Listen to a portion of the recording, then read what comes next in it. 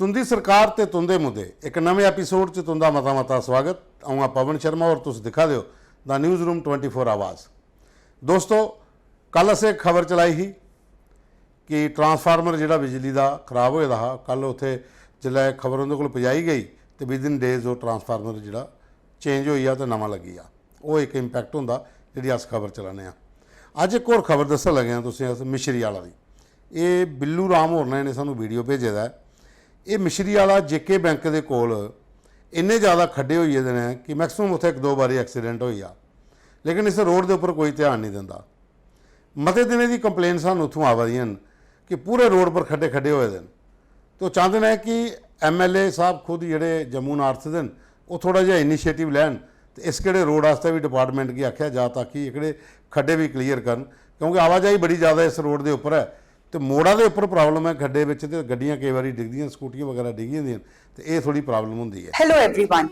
SR College of Competitions has been guiding civil services aspirants for the last 25 years with consistently strong result and a track record of successful candidates.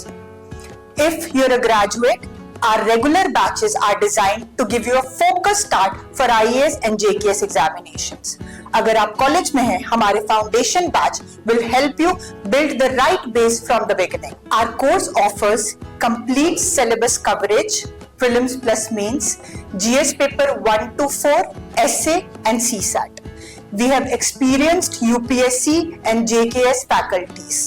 We provide updated study material, regular tests, daily and weekly answer writing sessions, personalized feedback and mentoring by UPSC qualifiers. For free guidance session, you can call on the numbers given on your screen. उसके बाद एक video साढ़े कोल आया था, भेजे दा संजीव कुमार ते रवि कुमार ते विकास कुमार होरें। ये भेजे दा वार्ड नंबर 1 बरडो खौड़ विधान सभा। इत्थे एक डग वैल है, और देखो तुस पानी कि'यां बाहर जा दा, लीकिंग होआ दी है। लोकें दे घरें पानी नहीं पुजदा, गलियां नालियां खेतरें च पानी चला दा। उ'ऐ पानी जिहड़ा है इत्थों लिफ्ट होइए जाना डग वैल दा लोकें दे घरें, और ये गंदा पानी होई गेदा। इत्थे गै जानवर पानी पिया दे, इत्थे गै सब कुछ गंद बिच घोला दा। इ'यै पानी लोकें दे घरें लिफ्ट होआ दा। पानी की डायरैक्ट सप्लाई 200 घरें गी जंदी है इत्थों दा, ते डग वैल दी लीकिंग कन्नै पानी भी घट्ट पुज्जा दा। हुण उत्थे जेह्ड़े जानवर वगैरह ते जेह्ड़े पींदे ने उहदे कन्नै गंदा पानी ते जा दा गै, लेकिन लोग ये परेशान ने कि उन्हें जेह्ड़ा उत्थे लोकल जेई ने उनेंगी कई बारी फोन करियै आखेआ है कि इस डग वैल दा ठीक करवाओ, पानी की बड़ी परेशानी है। तो जेई साहब आखदे कि मेरे को फिटर कोई नहीं है, तो जेह्ड़ा उत्थे फिटर है जिसी आखन जांदे ग्रां चों घर लभदा नहीं है जेह्ड़ा डिपार्टमेंट दा। तो ये उन्हें अपील की थी उन्हें मंत्री सतीश शर्मा होंदे अगे कि इस डग वैल की भी रिपेयरिंग कराई जा। जो उत्थे डिपार्टमेंट है जिहदे अंडर आंदा PHE का, उस जेई गी जां उत्थों स्टाफ की थोड़ा कस्या जा ताकि जिस हिसाब का पानी लीक होआ दा लोकें दे घरें तक पानी नहीं पुज्जा दा, और अगर पुज्जा दा भी तो गंदा पानी जा दा। तुसीं देखो कितनी ज़्यादा लीकिंग है। तो इस बक्खी भी तो संज्ञान थोड़ा लैता जा डिपार्टमेंट के जोड़े जेई जां बाकी अधिकारी हैं उनके धोड़ी ये गल पजाई जा ताकि ये भी जो डग वैल की रिपेयरिंग जल्दी हो तो लोकें गी पानी पीने का सही मिले। उसके बाद आशू शर्मा होरें सानू एक वीडियो भेजे दा, एक मुद्दा भेजे दा कि जेवड़ियां तू पलां वाला रोड है कदों बनना। वो आखदे कि इलैक्शन के टाइम पर मंत्री साहब का इ'यै मुद्दा सतीश होंदा कि जेवड़ियां तू पलां वाला रोड बड़ी कोला जल्दी बनागे। इन्ने महीने होई जाने अजे धोड़ी आखा दे बनिया नहीं, लेकिन आशू जी असें मंत्री साहब कन्नै गल भी की ही, एक मुद्दा पहले भी चुक्या हा।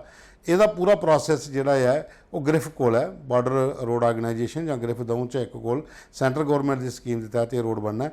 हूँ टाइम थोड़ा लगेगा, कोले थोड़ी वो मंत्री सतीश होर के दसी सकन, लिंक अस खबर तो उन्होंने को भेजी उड़गे कि जोड़ियाँ पलां वाले रोड की बड़ी खस्ता हालत है वो सारे सुना देन, तो इस बक्खी भी थोड़ा जल्दी इनीशिएटिव लेता जा।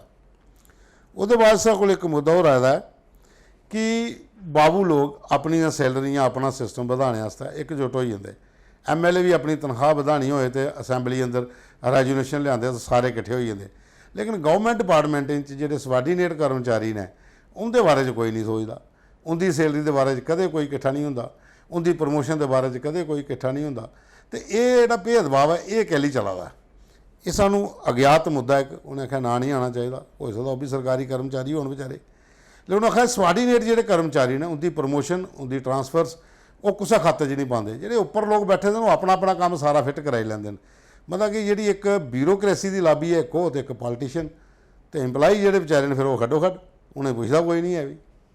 तो इस बक्खी सरकार थोड़ा संज्ञान लाए ਜਿਹੜੇ ਸਬਾਰਡੀਨੇਟ ਕਰਮਚਾਰੀ ਹੁੰਦੇ ਨੇ ਉਹਦੇ ਪੱਖੀ ਵੀ ਧਿਆਨ ਕੀਤਾ ਜਾ, ਉਹਦੀ ਪ੍ਰਮੋਸ਼ਨ ਦਾ, ਟਰਾਂਸਫਰਾਂ ਦਾ, ਹੋਰ ਵੀ ਮਤੇ ਸਾਰੇ ਇਨੀਸ਼ੀਏਟਿਵ ਹੁੰਦੇ ਜਿਹੜੇ ਲੈਣੇ ਪਾਉਂਦੇ ਨੇ, ਤੇ ਵੱਡੇ ਅਧਿਕਾਰੀ ਅਗਰ ਲੈਣ ਤੇ ਨਿੱਕੇ ਸਟਾਫ ਕੀ ਵੀ ਥੋੜਾ ਫਾਇਦਾ ਹੋ ਜਾਂਦਾ। ਉਹਦੇ ਬਾਅਦ ਸਾਡੇ ਕੋਲ ਇੱਕ ਵੀਡੀਓ ਰਾਏ ਦਾ ਇਹ ਹੈ ਕਿ ਬਿਮਲਾ ਦੇਵੀ ਤੇ ਪਿਆਰੀ ਦੇਵੀ ਇਹਨੇ ਦੋ ਭੇਜੇ ਦਾ, ਇਹ ਆ ਗੜਖਾਲ ਕੈਂਪ ਦਾ। ਇਹ ਆਖਾਂ ਕਿ ਅਸ ਰਿਫਿਊਜੀ ਆ, ਤरै भैणां, ਜਿਹੜੀ ਗਵਰਨਮੈਂਟ ਦੀ ਸਕੀਮ ਆਈ ਸੀ 25-25 ਲੱਖ ਰੁਪਇਆ ਦੇਣਾ ਹਾਂ, ਉਹਦੀਆਂ ਕਿਸ਼ਤਾਂ ਹੋਈਆਂ ਹਾਂ ਕਿ 5-5 ਲੱਖ ਦੀ ਕਿਸ਼ਤ ਦੇ ਅੱਗੇ ਪਹਿਲੇ 25 ਲੱਖ ਨਹੀਂ, ਸ਼ਾਇਦ 5 ਤੋਂ 1-2 ਕਿਸ਼ਤ ਹੋਰ ਹੋ ਸਕਦੀ ਹੈ, 5-5 ਲੱਖ ਦੀ ਕਿਸ਼ਤਾਂ ਆਈਆਂ ਹਾਂ। ਆਖਾਂ ਅਸ ਤरै भैणां, ਸਾਡਾ ਭਰਾ ਕੋਈ ਨਹੀਂ, ਇੱਕ ਭੈਣ की किस्त होई ही है तो दो आसा सानू होए नहीं, ਉਹਦੀ ਕੀ ਵਜ੍ਹਾ ਹੈ? ਤੇ ਅਸਾਂ ਪੁੱਛਣ ਗਏ ਚਲੋ ਆਖਦੇ ਕਿ ਤੁਸੀਂ ਭੋਈ ਦੀਆਂ ਕਿਤੇ ਹੋਰ ਤੇ ਤੁਸੀਂ ਕਿੰਨੀਆਂ ਥੋਣੀ, तो आदि तरी भी तो कुछ और बोई दी उसी कियां थोई है। प्रयाग में रहने वाले हैं, साढ़े पेके प्रयाग में अस्काम ग्रामीण लड़कियां, मेरा नाम प्यारी देवी और दूसरी का नाम बिमला देवी। अब 4 साल हो गए भैन लग एक भैन साढ़े जी पैसे मिलते हैं, साढ़े पैसे असली नहीं मिलते, साढ़ा एहसास नहीं मिलना चाहिए। आखने मतलब कि रिफ्यूजियों की जी इंस्टॉलमेंट आ जी उत्थे भी गड़बड़ जल है।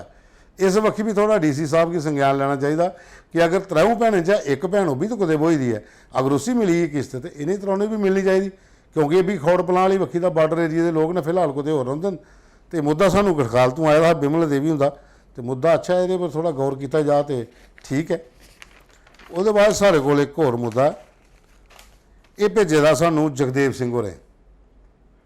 जगदेव सिंह उनका आखना है कि रैपर हनुमान चौक वाली है जरा रोड चट्ठे की जाता है, उस पूरे रोड की हालत जी इसलिए बड़ी ज़्यादा खराब हो जी। उन्हें वीडियो बनाई है भेजे दा कि इस रोड की हालत तुस देखो कि किन्ने बुरे तरीके कन्नै काम इत्थे है, कियां गड्डियां चलानियां लोगों ने, कियां निकलना है। ये रोड हूँ गै बनया, कोई 6 महीने पहले रोड पूरा तैयार होया, तो MLA बिक्रम रंधावा उनका एरिया पौंदा, बाहू फोर्ट कॉन्स्टिट्यूएंसी है, तो उन्हें इस रोड का एक इसकड़े रोड पर राउंड भी मारिया हा बिक्रम हो रहा, खबर पहले चलाई ही, तो 6 महीने बाद रोड बनया, तो इसलिए रोड की हालत देखो परती अगे हुई है।